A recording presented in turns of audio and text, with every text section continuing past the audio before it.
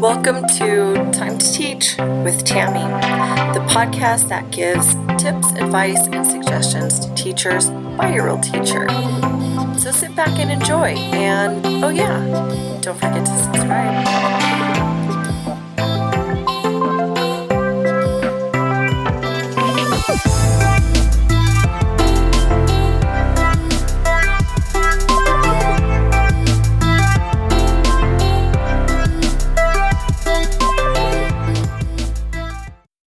And we're back. Welcome to episode 86 of Time to Teach. Today's episode is entitled Maximizing the Efficiency of Google Tasks.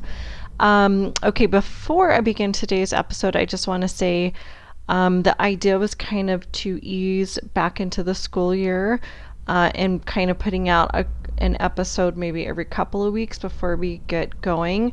But there are some things that I'm just wanting to share with you.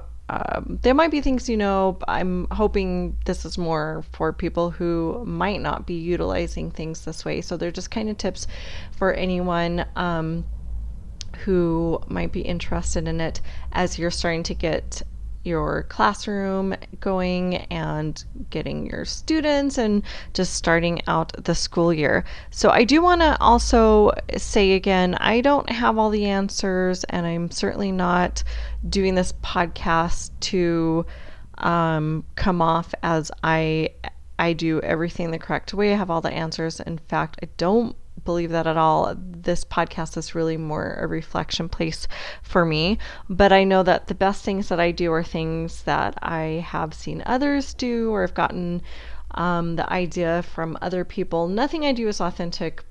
I don't roll like that. Wish I did. But I'm just not a creative person in that regard. So anyway, just wanted to put that out there. There's so many great things that teachers are doing, and I really wish I had access to everybody's classroom and everybody's brains to pick. So if this offers something to someone who's not doing things this way, then that's all I can hope for. Okay, so maximizing the efficiency of Google Tasks. Somewhere down the road, I mentioned Google Tasks, which is connected to Google Calendar. And I'm not quite sure where that is. If I can find it, I will link it. To be truthfully honest, probably won't put too much energy in trying to find it. So there probably won't be a link, but I just kind of wanted to put out a quick, short little episode today to kind of talk about the ways that I use Google Tasks. So let's dive right into that. I decided to do an episode on that because I was trying to get things ready. I was going back into my Google Tasks. Again, if you're not familiar with what Google Tasks are, it's embedded within Google Calendar. Google Calendar could be its own short discussion, and maybe that will be its own short discussion. But anyway, within there is Google Tasks, which I personally find a fantastic tool if you use it. Like anything, it's only as good as you decide to use it. So you do have to go into your Google Tasks, go into your calendar, look at your tasks for it to really be beneficial. So I want to kind of talk about how I have created Google Tasks for me and how I use it. So basically, I'm in there right now so I can describe to you what I see. Basically, I have a little task for every day of the week. Well, not really, Monday through Friday. And so what I do with that, so there's a little circle and it says Monday, and there's a line below it, and within each of those I can click on there, I can add a description, I can add a subtask. So I love this feature. Well, it's not really a feature. I added it into Google Tasks, but I love it because I can keep things that I need to know, like, hey, this needs to be done by Wednesday or whatever. I can say, Wednesday, such and such is due. So I might have in Monday start preparing for whatever I need. It's just by day of the week, things that I need to get done. Then I've also created another little space in there called next week. So if I need to have anything ready for next week, that's where I put that. Then next that my Google Tasks is quite extensive. Next thing on there, grade level meetings. So as I've mentioned before, but in case you're new to the podcast, I'm the grade level leader for my grade level team, and this is one way that I keep track of upcoming things, topics, projects that our team needs to work on. So one thing I have in here right now, train on next generation science standards. We're not maybe adopting those standards yet, but we are experimenting and getting our feet wet this year. So I'm kind of thinking we might need a little bit of training. So I need to be working on that. And how do I make that happen? Who do I need to talk to? What does that look like? So I have that in my grade level leader meetings. I do know that we are going to do push and pull unit. So I have in my grade level meetings task flashed that out. And then I have with my new teachers, because we have 2 new teachers to our team this year. I have with new teachers, go over curriculum, provide a possible daily schedule, etc. So that's what I have within grade level meetings. Then within my tasks, next thing I have there, the organization may not have an exact flow. You can actually move things so it flows better, just so you know. So if you create something and your tasks get long, you can move things around to change the order and the organization. I'm just literally reading what I have in the way mine flows. So you might be like, hey, that's an odd flow, and it's probably because things were added at different times as I needed them. The other thing I have in there are goals. So again, if you're new to my podcast, I'm always working on something. There is always something I'm working on, professionally related, personally related, and something that helps me is to keep those goals at the forefront. So I love Google Tasks by being able to keep those goals at the forefront. So I'm always in Google Tasks. I am always seeing what my goals are. Now I actually have some older tasks because I really haven't created new goals for the year. But believe me, they will be created. Handwritten notes. Now I've actually kept this in here the last 2 school years because I started it with a goal of writing handwritten notes to my students. Last school year was the second year that I've been doing it. So I left it in there under goals, even though it wasn't an original goal. It stemmed off of the first year's goal, but I wanted to make it a habit. So I kept it in there. Now it's pretty much a habit. So what this basically is just when this became a goal, I wanted to get better at leaving a handwritten note to students at the end of the day, like, hey, thank you for doing this great thing, or you know what, thank you for that joke you said, it was awesome. Whatever it is, I wanted to get better at that, so that's why it's in there. And then I have formative assessment, draw what you learned on a sticky and post it on the wall.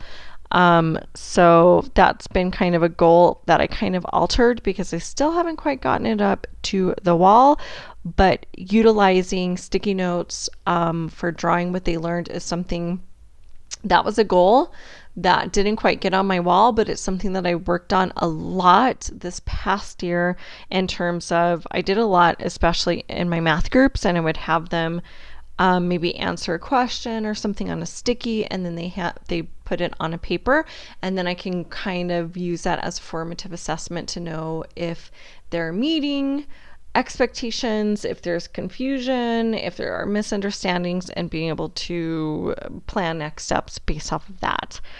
Okay, moving on to my Google Tasks. I have a little space for PLC.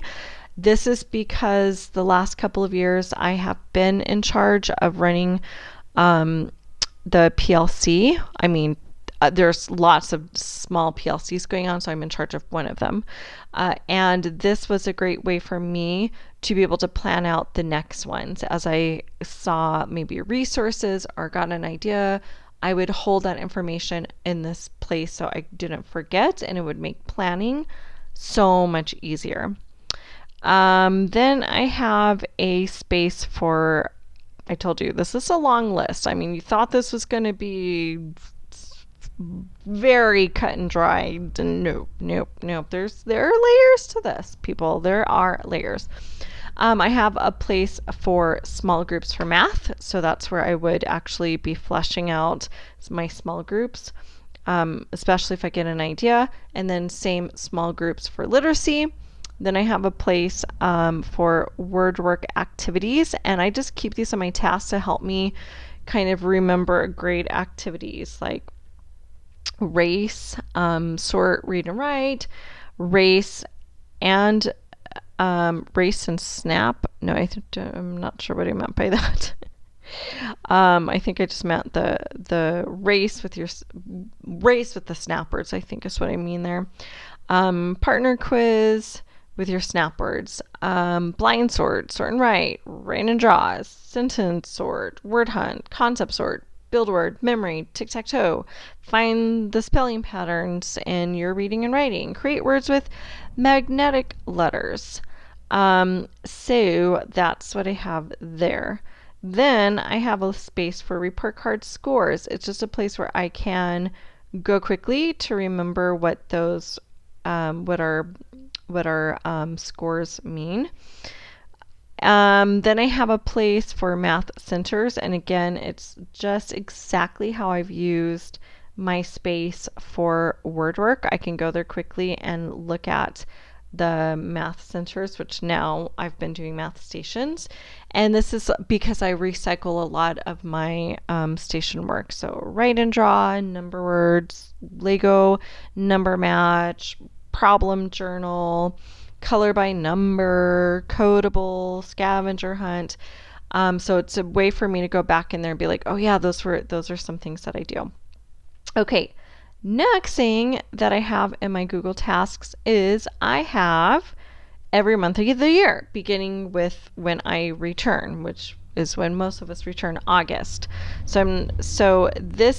What I've added in here are things that I do on a yearly basis. So every August, there are certain things that I need to do. So print new binders for pre-first is under August. Get plans ready for the first few weeks. Add STEM to it. Send trimester 1 plans to all the activity teachers. So all the activity teachers who my grade level works with, I send out our trimester plans. So that they are aware of what's happening. Get first day presentation ready.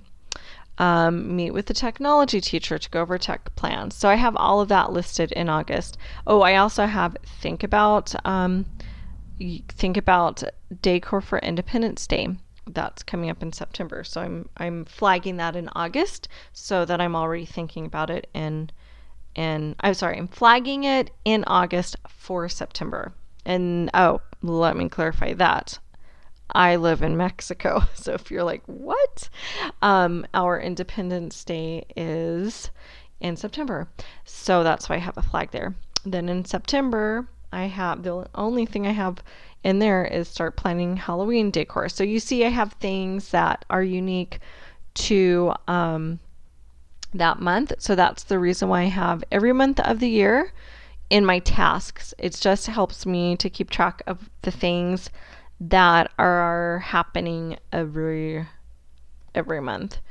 So that's pretty much it. That's the way that I utilize Google Tasks, but it is a fantastic feature. All you have to do is make sure you look at it, because I say that because I've been guilty of like, I'm just not going I'm not going to look at my Google Tasks.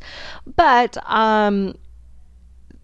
when you use it, and now I'm better at using it, that was more like the beginning of Google Tasks, because I use my Google Calendar and my Google Tasks every day. Like, I would really be lost if it weren't for my Google Calendar. And I think that will be another discussion, how to use Google Calendar, or some ways to use it. But if you're utilizing your Google Tasks, it's like basically you can use it as a virtual note. It's just such a great way. I am sure there are other fantastic ways to use it. In fact, I'd love to hear from you if you have any way that you use it that I haven't mentioned. And I think I'm gonna keep today's episode short, so I'm not even gonna do a wins and fails. So yeah, go ahead and let me know if there's a way that you're utilizing Google Tasks that I haven't mentioned. The best way to reach me is on Twitter at TammyJ123. That's at TAMIJ123. And of course, if you want to connect and it's not related to Google Tasks, that's fine too. Would still love to hear from you. But that's it. I wanted to keep this short because I know we are busy, right? We got a lot to do. All right, that's it. Until next time.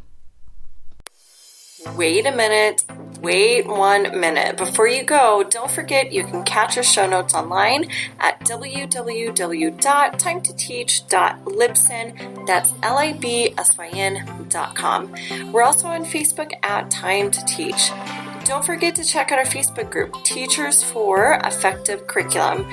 And if you're an educator with your own podcast show, I invite you to join our brand new Facebook group, Teachers Who Podcast. Let's grow a community where we can network, problem solve, and discuss anything and everything podcast related. I'll see you there.